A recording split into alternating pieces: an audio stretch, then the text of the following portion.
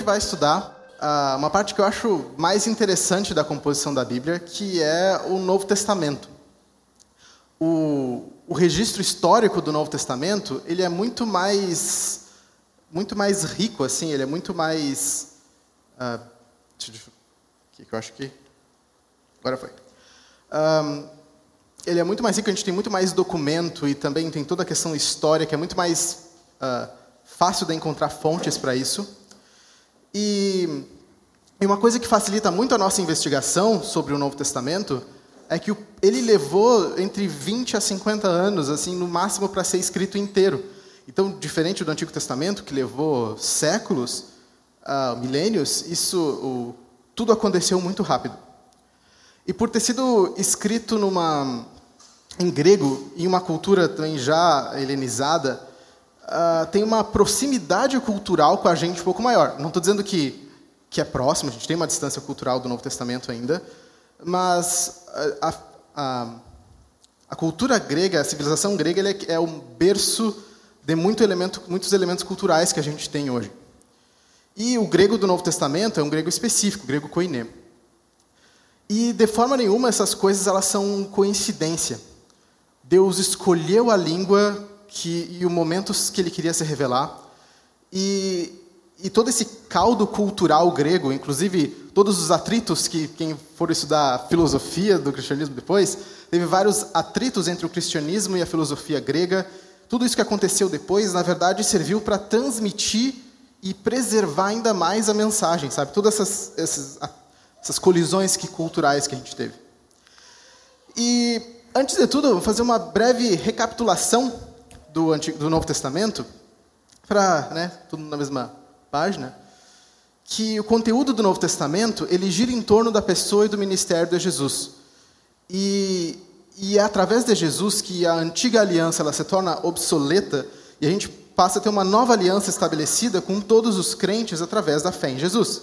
Jesus nasce num contexto de domínio romano, num contexto onde tinha uma expectativa do Messias. Outros Messias tinham surgido e ainda iam surgir depois, falsos Messias, depois. E Jesus nasce também depois de 400 anos de silêncio profético da parte de Deus. A gente vai ver até mais sobre esse período de silêncio daqui a pouco. Pouco a gente sabe também sobre a infância de Jesus, como é que aconteceu. O registro foca no ministério de Jesus. Então, os evangelhos, por exemplo, não são biografias detalhadas sobre Jesus. Tem um objetivo teológico no evangelho. E após 3 anos de ministério, então Jesus ele tem uma entrada triunfante em Jerusalém. Uma semana depois ele é morto, crucificado, é julgado. E 3 dias depois ele ressuscita, aparece para muita gente. E primeiro para as mulheres, depois seus discípulos, e depois para mais pessoas.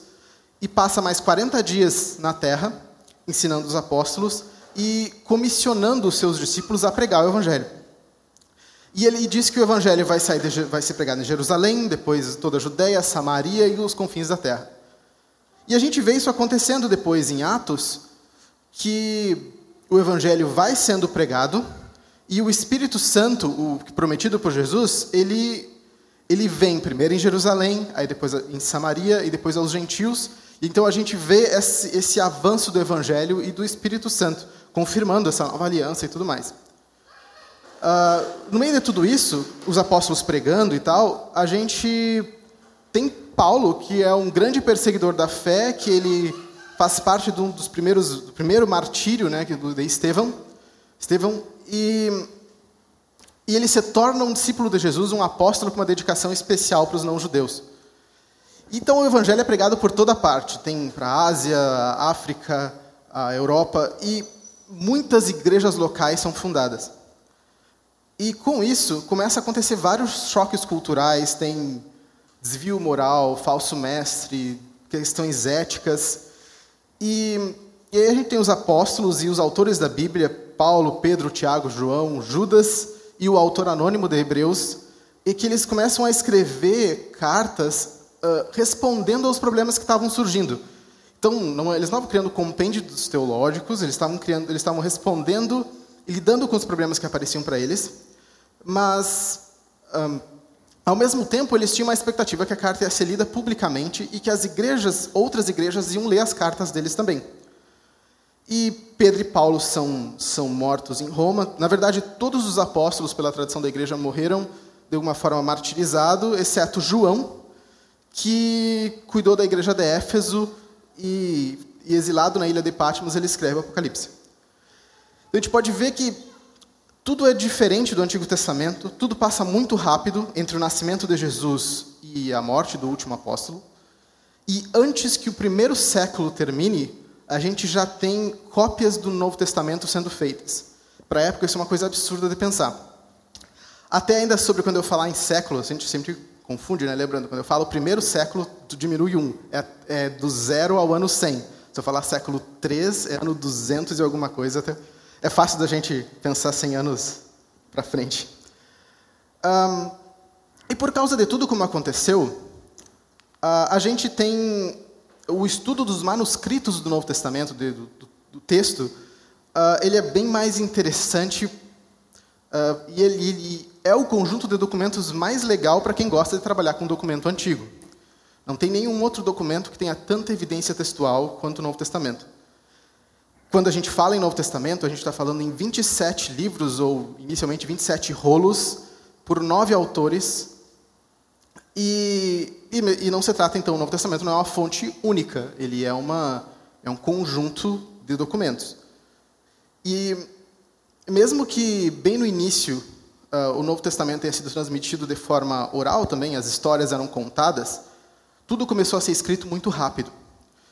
A gente tem, por exemplo, Lucas já preocupado em registrar a tradição oral. Ele consulta outros evangelhos, provavelmente Mateus e Marcos, e ele também consulta as pessoas, a tradição que estava ali. Os manuscritos do Novo Testamento, então, eles começaram a ser copiados, às vezes assim que eram escritos. A gente tem até evidências na Bíblia de que cartas que já estavam saindo para mais de um destinatário.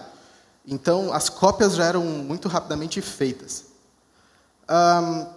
O manuscrito mais antigo que a gente tem, ele é esse aqui, que a gente chama de P52. O mais antigo que a gente tem certeza da data, ou assim, certeza aproximada da data, mais ou menos do ano 120, 125, e ele é um trecho de João 18. E nota que é o mais antigo, a gente tem só um pedacinho dele, né? E dado que o Evangelho de João foi o último evangelho e talvez um último dos textos a serem escritos, esse texto tem uns 30 anos, 30 e poucos anos de idade, de distância do original. É muito perto. Para um documento antigo, isso é muito perto. A gente tem outros manuscritos que podem datar de mais antigo. Por exemplo, esse aqui, dá para ver que ele, tu mal vê aqui, ó, pouquinha coisa.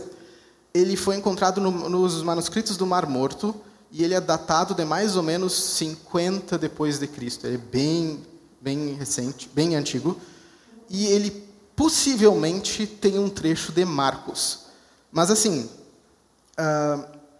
como é muito pouco texto, é difícil da gente ter certeza, mas parece muito um trecho de Marcos. Outro manuscrito é o P46, que ele foi entre 80 a 100 anos depois de Cristo, possivelmente, mas é uma datação também difícil de fazer, que ele é um trecho de Coríntios. Ele é, na verdade, quase toda a carta de Coríntios. Para quem quiser, uma coisa curiosa para quem quiser saber mais sobre os manuscritos, é que várias histórias deles, quando tu vai descobrindo como é que eles foram descobertos, parece coisa de filme, assim, sabe? Parece coisas...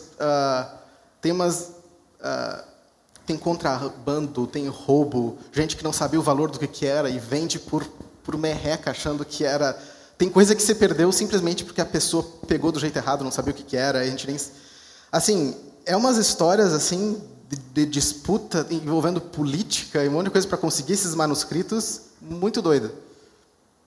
Uma outra coisa interessante é que a gente começa tendo essas cópias em grego, só que lá pelo segundo, terceiro século, o grego vai deixando de ser usado pela igreja, pelo mundo ocidental, e o latim começa a ser mais usado. Então a gente tem traduções da Bíblia para o latim, e as cópias em grego diminuem.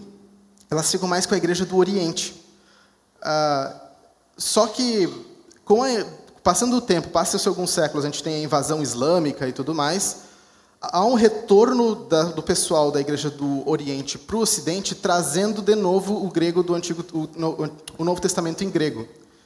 Então, o curioso é que, com o passar do tempo, a nossa confiabilidade do texto antigo ela foi aumentando, porque a gente foi descobrindo coisas novas, porque, especialmente aqui no Ocidente, né, foram chegando textos mais antigos conforme passava o tempo.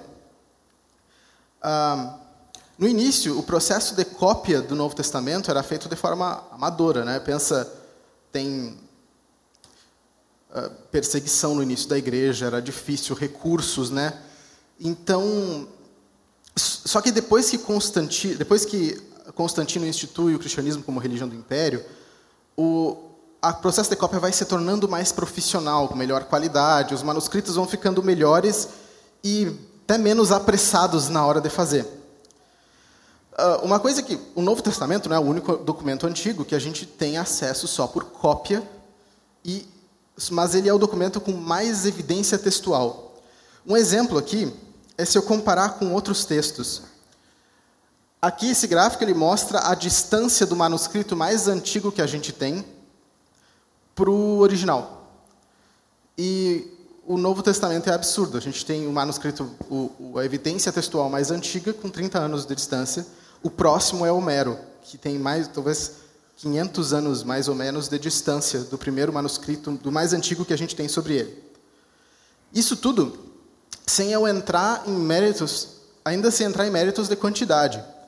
A Ilíada de Homero ali, ela tem 650 manuscritos. E o Novo Testamento só em grego são 5.700. Fora mais 9.000 manuscritos em outras línguas, em traduções. A gente viu na aula passada essa questão das traduções. A gente às vezes tem tradução para outra língua mais antiga do que o original.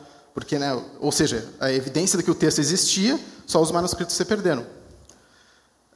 E mesmo que a gente perdesse todos os manuscritos do Novo Testamento, tudo sumisse agora, a gente consegue reconstruir praticamente todo o Novo Testamento só com as citações dos pais da igreja.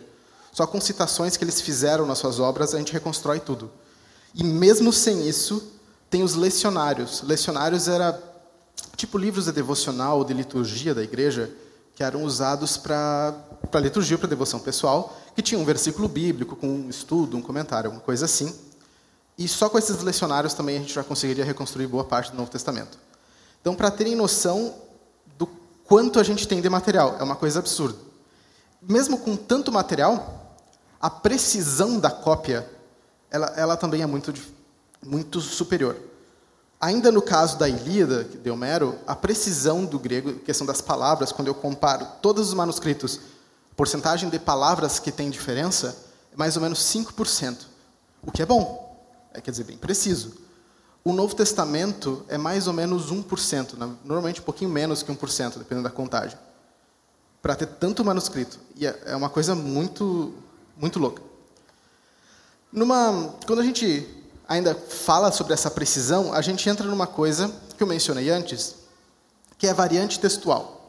Aqui eu decidi dedicar esse tempo para isso, porque a gente ouve muito falar de a Bíblia foi alterada, a Bíblia tem não sei o quê, tem modificações, coisas secretas da igreja, enfim.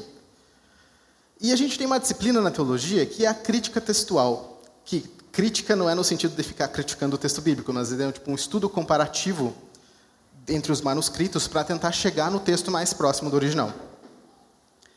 E uma das coisas, então, que a crítica textual faz é ver essas diferenças e ver o impacto que elas têm, essas diferenças entre os manuscritos.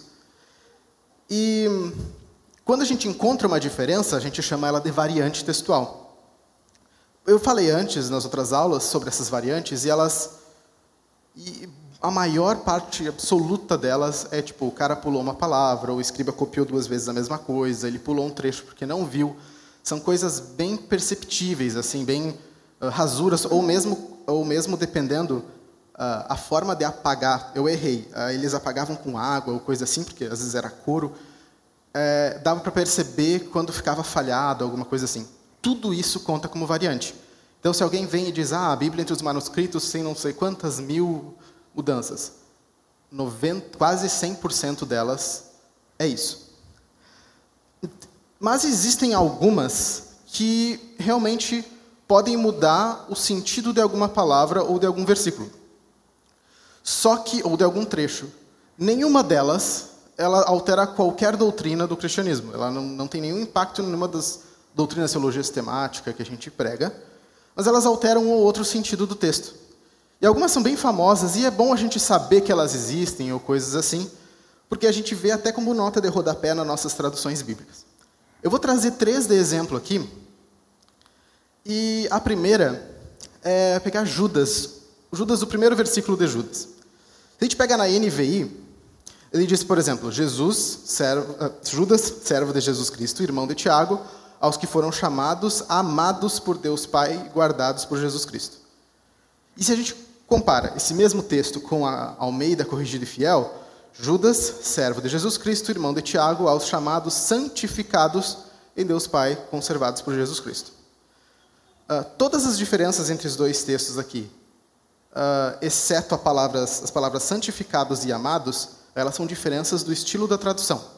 O texto grego é igual. Mas, por causa dos manuscritos que cada uma dessas traduções usou, a Almeida, que é bem mais antiga, a gente tem uma variante. Num lugar a gente tem amados, no outro lugar a gente tem santificados. E realmente são 2 palavras diferentes no grego. Só que aí eu quero mostrar a diferença entre as palavras no grego, para a gente ter uma noção. E olha aqui.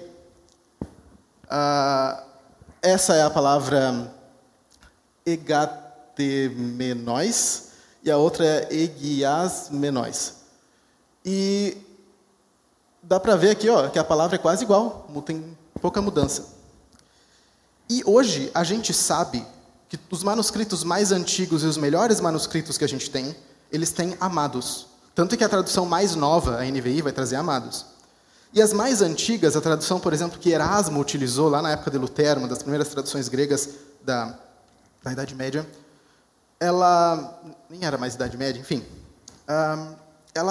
Essa tradução, ela usou manuscritos mais recentes, os manuscritos latinos que eles tinham acesso. E a Almeida, aqui, nesse caso a Corrigida Fiel, ela usa esses aí. A gente consegue saber que, muito provavelmente, a pessoa copiou errado. Entendeu? Porque a palavra realmente é muito parecida. Eu consigo... isso é para mostrar um pouco para vocês o nível de detalhe que a gente consegue chegar com relação aos manuscritos, com relação a esse estudo. Um outro texto, que é esse bem mais famoso dessa variante, é o final de Marcos. Marcos 16, do 9 ao 20. Várias Bíblias, por exemplo, a tradução Almeida revisada e atualizada, não trazem esse trecho, nem tem lá. Algumas Bíblias, tipo a NVI, trazem esse trecho, mas colocam uma nota de rodapé embaixo. Na nota, diz que os melhores e os mais antigos manuscritos não têm esse texto. Que esse texto foi, muito possivelmente, uma adição de um escriba depois, baseado em coisas que aconteceram, às vezes parece inspirado meio em Atos ou algo assim. E,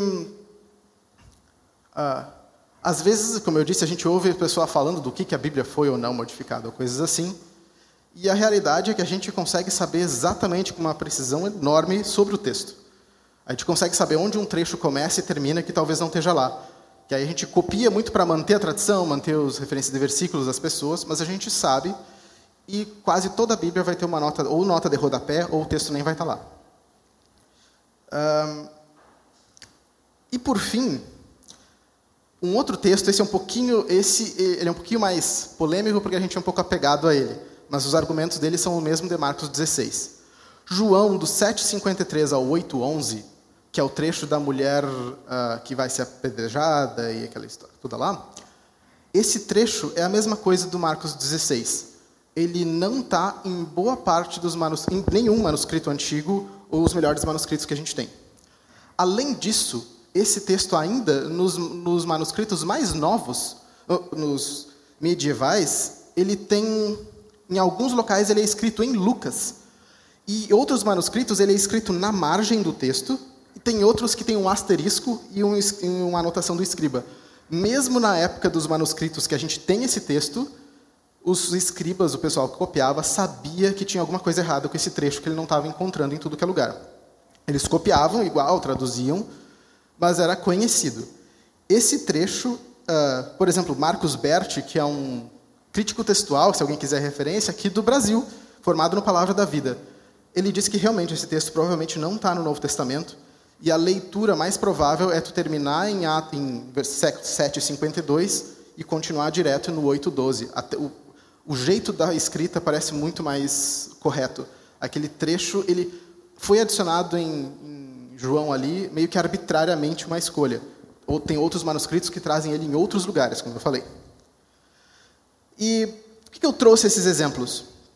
Para mostrar, nota que esse trecho da mulher a ser apedrejada e de Marcos, eles são trechos grandes. Quando eu conto a porcentagem da palavra, boa parte da porcentagem está nesses dois trechos aqui.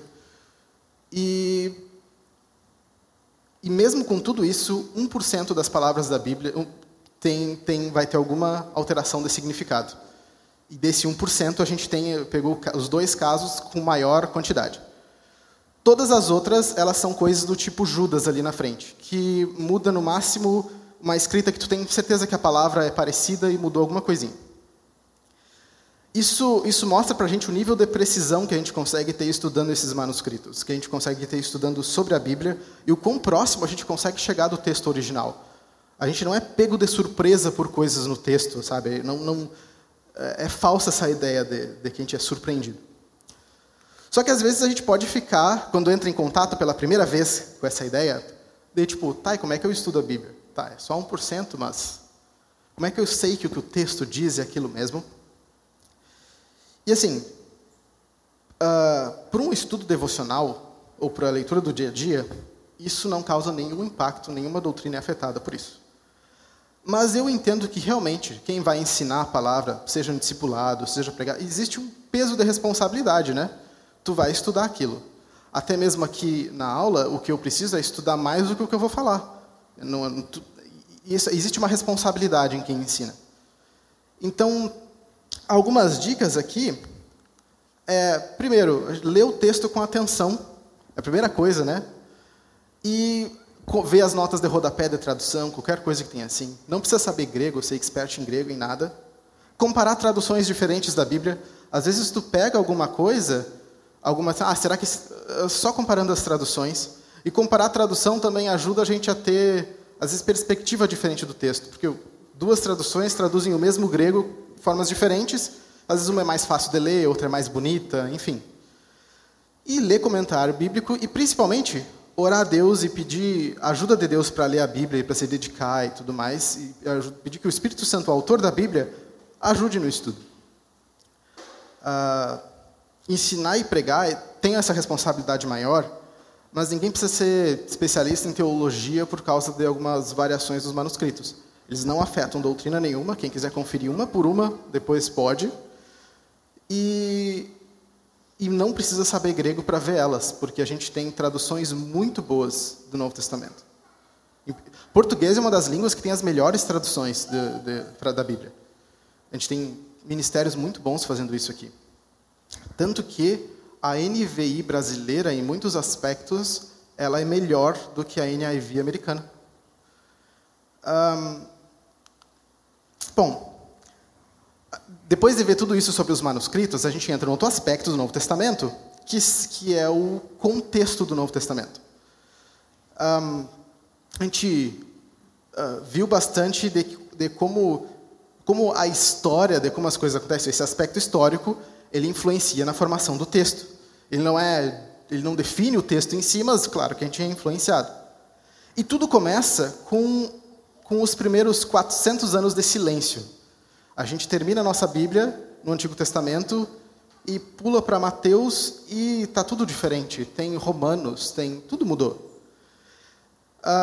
Um leitor pode facilmente ficar muito confuso com isso. E o que o Novo Testamento tem a ver com o Antigo e tudo mais. E até Paulo Wong, que eu indiquei o livro dele na primeira aula, ele chama esse período de uma página não tão branca entre o Antigo e o Novo Testamento. É um período de mais ou menos 400 anos que a humanidade viu o aparecimento e o desaparecimento de um dos impérios mais poderosos, só que mais efêmeros que a gente já teve. Ele surgiu poderoso e assim como ele surgiu, ele sumiu. Foi o Império Grego Macedônico. O imperador mais famoso é o Alexandre o Grande. Todo mundo já ouviu falar no colégio sobre ele. E junto com esse império veio a helenização do mundo, ou seja, uma influência da cultura grega e da língua grega sobre todos os povos dominados. Em várias situações, essa influência, na verdade, foi imposta, foi um domínio. E muito disso do que aconteceu, a gente pode perceber num livro que é o Macabeus, é um apócrifo do Antigo Testamento, que a gente não considera ele inspirado, a gente vai falar mais sobre os apócrifos na aula que vem, mas a gente não considera ele inspirado, mas isso não quer dizer que o relato histórico que está nele é mentira. E a gente tem até fontes externas, né, confirmando toda a questão do que aconteceu com os judeus nesse período. E o autor de Macabeus, da primeira Macabeus, ele diz que a terra se silenciou diante de Alexandre o Grande, de que ele foi tão do nada e tão poderoso de que a terra ficou em silêncio. Nesse período, então, a Bíblia termina com os babilônicos vêm, destroem Jerusalém, destroem o templo, levam cativos os judeus. Aí os persas derrotam os babilônicos e muda a política deles com os judeus. Os judeus são permitidos para voltar para casa. A gente tem lá Esdras, Neemias, a gente tem um pouco em Ester dos que ficaram. E aí, a Bíblia acaba aí. Alexandre, ele vem e vence os persas, se torna rei. Só que logo ele cai doente e ele divide o império dele entre 4 generais, 4 oficiais dele. Que seriam o Ptolomeu, Cassandro, Lisímaco e Seleuco. 4. Precisa decorar esses nomes, obviamente. Mas o que é importante é que os judeus ficaram sob os Ptolomeus no início. Só que passando um tempo, os Seleucidas eles invadem o território dos judeus, tomam isso dos Ptolomeus, e é nesse momento que, até então, o povo judeu estava vivendo numa certa paz. Quando os Seleucidas invadem, a paz e liberdade de culto e coisas que os judeus tinham, ela acaba ali, começa a acabar ali. Durante o domínio dos Seleucidas, eles levam os tesouros do templo, e Antíoco Epifânio, que é um rei Seleucida, ele decretou que era proibido o culto judaico, e ele transformou o templo judaico num templo para Zeus. Ele sacrifica um porco dentro do templo e coloca uma imagem de Zeus dentro. E até para os judeus, aquilo é o desolável da abominação lá de Daniel. Então há um levante, há uma reação da família dos Macabeus, e eles começam a reagir de forma de guerrilha. Eles relacionam tudo o que aconteceu, né, com essa abominação da desolação, e a gente vê que, eventualmente, eles conseguem se livrar desse domínio intenso dos Seleucidas e purificam o templo. E essa é a festa que a gente chama de Hanukkah, ou os judeus chamam de Hanukkah. Essa purificação do templo que aconteceu dia 25 de dezembro. Os Macabeus, eles conseguiram avançar, eles inclusive expandiram o domínio deles ali na coisa, mas acabou que eles começam a ter conflitos internos de poder, e aí os judeus têm uma guerra civil. Durante essa guerra civil, um dos lados pede ajuda para os romanos. E nesse pedir ajuda para os romanos vêm e dominam eles. E aí os romanos colocam Herodes como rei, e um rei que fosse submisso aos interesses de Roma. E depois ainda de Herodes, eles continuam tendo revoluções até que eles começam a governar como uma província romana, com prefeitos e governadores no estilo romano. Então, o que os romanos tiveram, eles herdaram esse ódio que os judeus tinham dos Seleucidas. Eles meio que herdaram. Para os judeus, tudo continuou, a sensação do domínio. E o Novo Testamento começa aí. Jesus surge nesse ambiente. Isso foi o que aconteceu até o momento. Então, explica toda aquela expectativa que as pessoas estavam com relação a Jesus, quando ele diz que é o Messias, domínio dos romanos. Tinha esse ambiente muito fervoroso politicamente. E aí, uma das coisas do contexto é a expectativa canônica. Ou seja, eu falei que tinha uma expectativa para o Messias, tinha expectativa para essas coisas, e os judeus, então, estavam num cenário efervescente. Quando começam a ver quando cristãos começam a crer em Jesus, eles não são... toda essa expectativa que eles tinham com relação tanto a salvação em Jesus, quanto lei, tudo que eles esperavam vai sendo colocado em Jesus. E o próprio Jesus, ele anunciou que teriam novas revelações, ou seja, beleza, o Antigo Testamento, essa antiga aliança, mas ele anunciava a nova aliança e anunciava que teriam mais coisas a serem ditas. Lá em João 14, 26, Jesus fala que o Conselheiro, o Espírito Santo, que o Pai enviará em meu nome, lhes ensinará todas as coisas e fará lembrar tudo que eu disse. E em João 16, 13, quando o Espírito Santo da verdade vier, ele os guiará a toda a verdade e não falará de si mesmo, apenas o que ouvir, e lhes anunciará o que está por vir. Então, a gente tem Jesus prometendo que o Espírito Santo viria e ajudaria os apóstolos a lembrar tudo o que aconteceu, tanto que a igreja depois passa a chamar várias vezes os evangelhos e as cartas como as memórias dos apóstolos, eles se referem várias vezes assim, quanto que o Espírito anunciaria o que iria acontecer. Então a gente tem Jesus anunciando isso. Além disso, a gente tem os apóstolos, aqui eu vou citando vários textos bíblicos, os apóstolos reconhecendo o próprio texto do Novo Testamento como revelação. A gente tem Pedro, como a gente já viu antes nas outras aulas, reconhecendo Paulo. Ele fala o nosso irmão Paulo, ele fala da sabedoria que Deus deu a Paulo, e aí ele fala que algumas pessoas estão distorcendo o texto, e que tem coisas difíceis de entender, mas que alguns fazem, que eles distorcem, como também fazem com as demais escrituras. Ele está tratando Pedro está tratando as cartas de Paulo como demais escrituras. Ele está colocando elas no mesmo nível. Uma outra evidência é o próprio Paulo aqui em Timóteo. Esse Timóteo 5, 17 a 18, falando sobre os presbíteros, a dupla honra dos presbíteros. E aí ele faz duas citações. Não amordace o boi enquanto está debulhando cereal, e o trabalhador merece o seu salário. A primeira citação é de Deuteronômio 25, 4. A segunda é de Lucas 10, 7. Paulo está citando as duas coisas e colocando elas em equivalência. Então, mais uma vez, é uma evidência de como Paulo enxergava os outros escritos. E a gente tem Paulo também falando de que o que eles escreviam, os apóstolos escreviam, era a palavra de Deus, parte da palavra de Deus. Vocês não aceitaram como palavra de homens, mas segundo verdadeiramente é como palavra de Deus, que atua com eficácia em vocês. E uma das evidências de que era a palavra de Deus era a atuação com eficácia. Então, tem esse reconhecimento comunitário. E a gente tem mais evidências para levantar sobre isso, não tem como eu citar todas, mas tem em 1 Coríntios, lá onde Paulo fala que ele escrevia mandamentos da parte do Senhor. A gente tem várias cartas, como Gálatas, onde Paulo defende a autoridade dele como apóstolo.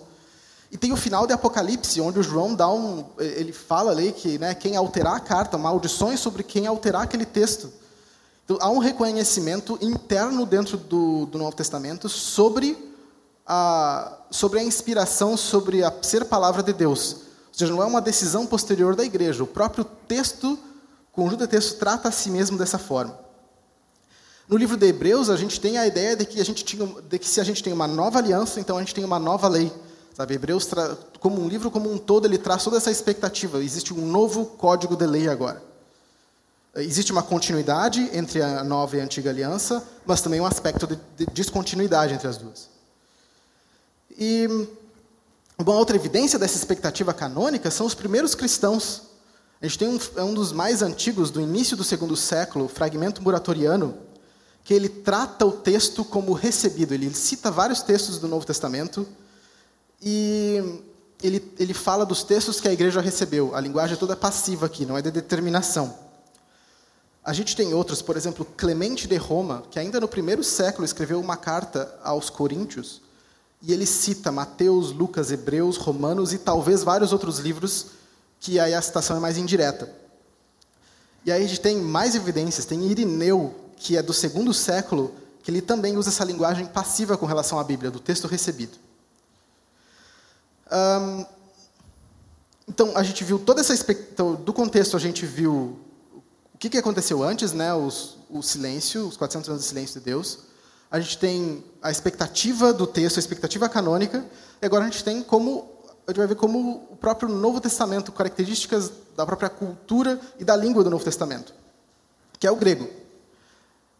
O grego é uma língua muito bem documentada e a história da língua e cultura gregas não tem como falar aqui. É uma coisa muito longa, a gente tem muita informação.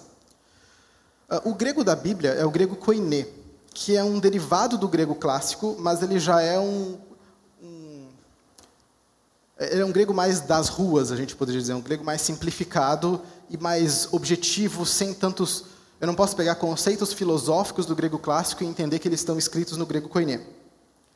Por exemplo, a gente tem que ter muito cuidado quando a gente está na questão da Bíblia, para ter uma noção das diferenças, das especificidades do grego da Bíblia, é quando, por exemplo, a gente vai falar dos tipos de amor. No grego clássico, era muito o ágape, o filéu e o eros. Eros nem está na Bíblia, inclusive. E a gente importa essa diferenciação para a Bíblia.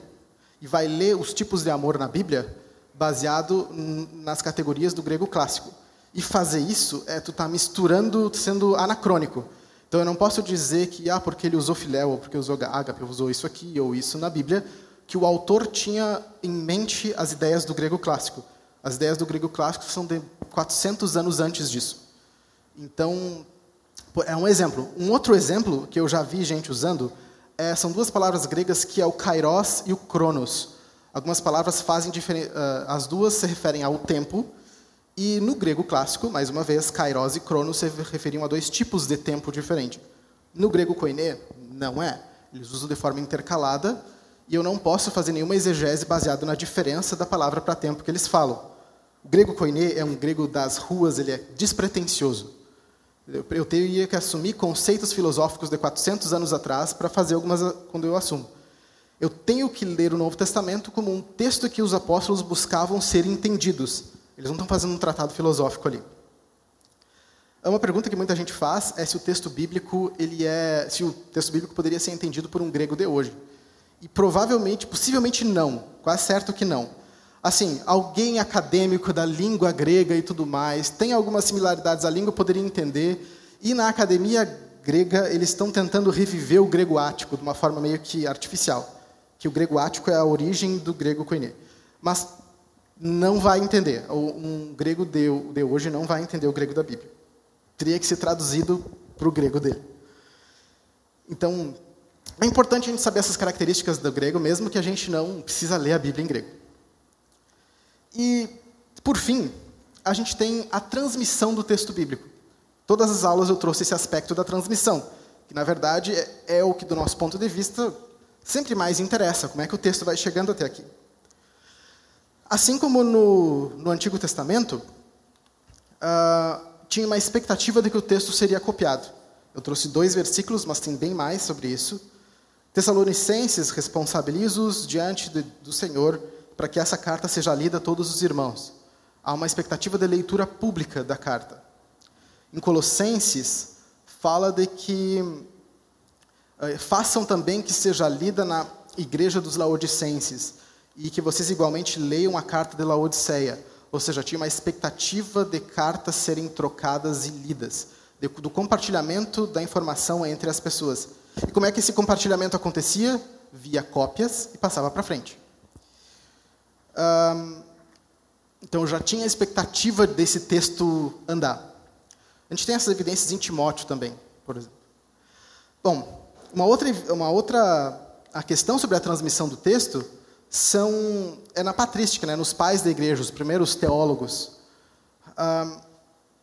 Muita gente diz, o texto bíblico foi imposto nos concílios, foi a igreja que decidiu. Mas, mais uma vez, como eu falei antes, a gente tem gente muito logo depois da Bíblia, como Irineu, que ele reconhece os 4 evangelhos, o fragmento muratoriano também, reconhece os 4 evangelhos, mais boa parte do Novo Testamento.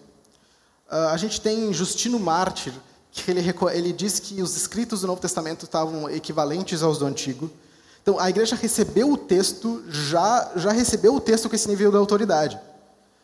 E quando a gente nota que cópias eram difíceis e caras, para a gente ter cópia do texto logo de cara, o texto era tratado com muito valor. E conforme esses textos iam sendo distribuídos pela igreja, algumas disputas realmente aconteceram sobre se um ou outro livro deveria ser parte da Bíblia. Essas disputas, a gente vai falar um pouquinho mais delas logo, elas, no final das contas, servem como evidência para nós, para mostrar que o texto não foi imposto pela igreja, mas de que houve uma expectativa, uma espera da igreja de ouvir a voz de Deus no texto. Então, nota que a própria disputa, as brigas sobre um texto estar ou não na Bíblia, ela nos ajuda a ter mais convicção do que está acontecendo, porque não é uma imposição institucional. A maior parte das disputas, elas aconteceram nos livros específicos aqui. Por exemplo, Hebreus, porque a autoria dele é desconhecida, então eles precisavam ter certeza que ele tinha uma origem apostólica, associado aos apóstolos de alguma forma. Tem Tiago, porque algumas pessoas estavam interpretando a teologia de Tiago de uma forma estranha, então isso gerava tensões. E aí tem 2 Pedro, Judas, 2 e 3 João, especialmente as de João, que foram cartas escritas, foram das últimas cartas de João a serem escritas no Novo Testamento. Então, foram as cartas que começaram a ser copiadas muito depois. Então, as igrejas mais longe levaram mais tempo para ter acesso a essas cartas. Então, elas chegavam depois e a igreja ficava, será que isso aqui é, será que não é? Aí ela se baseava nos testemunhos das igrejas que tinham recebido antes. Só que toda essa comunicação, na época, levava muito tempo, ainda que para a época foi muito rápido. Então, teve essas questões dessas disputas com as cartas que entraram, mas todas elas foram bem rapidamente resolvidas. Teve livros que quase entraram, que a igreja no final disse, esses livros não são canônicos, mas eu recomendo que leiam. E eu também recomendo que leiam, porque são bem interessantes. Que é o Didaquê, a Epístola de Policarpo, eu não sei se eu anotei aqui. A Epístola de Policarpo aos Filipenses, que Policarpo é um discípulo de João, e ele cita Timóteo, cita várias coisas nessa carta. Isso é muito doido imaginar que eles já tinham uma ideia canônica. Pastor de Hermas e Epístola de Clemente aos Coríntios. Além disso, depois de tudo isso, antes do século IV, ou seja, lá por ano 350, antes disso, o Novo Testamento inteiro já era lido e era transmitido de forma ampla pelas igrejas, seja do Oriente ou do Ocidente. Já tinha sido traduzido para cóptico, que é uma língua do Egito, aramaico, siríaco, armênio, gótico, que é uma língua germânica, tudo isso antes do ano 350. E o latim, onde a gente teve a famosa Vulgata. Outros livros da época, tipo o Evangelho de Tomé, Evangelho de Judas Iscariotes, Evangelho de Maria Madalena, esses livros são conhecidamente bem posteriores, tipo o século 3, 4 para frente. A igreja sabe sempre... Primeiro que nas primeiras discussões, esses livros nem entravam na discussão, porque eles não existiam. E depois, a igreja já sabe, não houve disputa se o livro entrava ou não. Não houve a igreja impondo que não entrava ou não. Ele simplesmente... Todo mundo sabia que não era. É um livro bem posterior. Não foi escrito por Judas o livro de Judas. O livro de Judas Iscariotes, né? O Evangelho de Judas, que às vezes a gente vê por aí o pessoal dizendo que descobriu o Evangelho escondido da Bíblia. Só que assim, quando é que a igreja começou a formalizar os livros? A formalização dos livros da Bíblia, ela acontece como uma reação. A gente tem, por exemplo, uma das primeiras heresias cristãs foi o Marcião, que ele pegou o Antigo Testamento, ele descartou o Antigo Testamento, ele disse que o Antigo Testamento não era a Bíblia, que o Deus do Antigo Testamento era diferente do Deus do Novo, e ele disse que... E aí ele selecionou só as cartas de Paulo, uns trechos do Evangelho de Lucas, e das cartas de Paulo ele cortou tudo que eram referências ao Antigo Testamento que ele achava que tinha, e disse, esse é o meu cânon, e fez a lista dele. Quando ele faz isso, aí a igreja, e o ensino dele começa a se propagar, aí a igreja começa a reagir. Tu está indo contra o que a gente já está pregando. E aí a igreja começa a reagir mais oficialmente, até que lá no ano 367 a gente tem a lista de Atanásio, que lá na lista dele tem todos os livros do Novo Testamento que a gente tem hoje. Que ele faz a lista baseada no que as igrejas liam. O primeiro concílio mesmo, que foi da igreja para falar sobre os livros da Bíblia, foi o de Cartago, em 397, Ou seja, é muito depois. A igreja já lia a Bíblia há muito tempo. Ela já lia, já reconhecia o Novo Testamento como era há muito tempo. O concílio só, digamos, oficializou o que já era muito bem definido. Eles tratavam a Bíblia como o livro passado pelas gerações antigas, sabe? Eles já era um livro que eles vinham recebendo. Hoje, quando a gente olha para o Novo Testamento, a gente pode ver alguns parâmetros da canonicidade, que primeiro é a ortodoxia, né? Os livros eles têm uma teologia coerente entre si. A gente consegue, a gente vê tantas cartas de Paulo como Pedro, Atos, a gente vê que as histórias e a teologia é coerente entre si. Uma outra característica é a apostolicidade, ou seja, todos os livros da Bíblia têm alguma relação com os apóstolos. Por exemplo, um dos primeiros testemunhos sobre o Evangelho de Marcos, que é provavelmente o mais antigo, Clemente, se não me engano, ele fala que Marcos é o evangelho ditado por Pedro.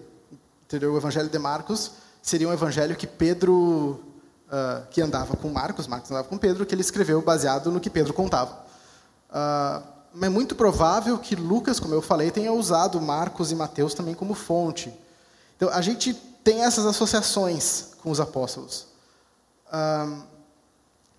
Em questão de Hebreus, que é o livro que a gente não sabe a autoria, muitos acreditavam que era Paulo, outros que era Apolo. Tinha essas discussões, mas todos os testemunhos sobre a autoria de Hebreus, quando tu olhava para a igreja e o que via sendo ensinado, era associado aos apóstolos, e a própria teologia de Hebreus faz todo sentido com o que Paulo pregava, por exemplo. E, por fim, tem a catolicidade, que é realmente o reconhecimento da igreja do texto, a igreja recebendo esse texto como texto inspirado, a igreja tratando desde o início esse texto como inspirado, e também reconhecendo a voz de Deus ali. Lá em João a gente tem que ele é o pastor, quando ele fala as ovelhas reconhecem a voz dele. Essa é a ideia na Bíblia. A própria igreja reconhecia a voz de Deus nos textos. E bom, a gente chega ao fim da aula de hoje. A gente tem mais uma ainda semana que vem. Espero que tenha sido útil para vocês. É mais uma vez a história de Deus preservando o seu texto.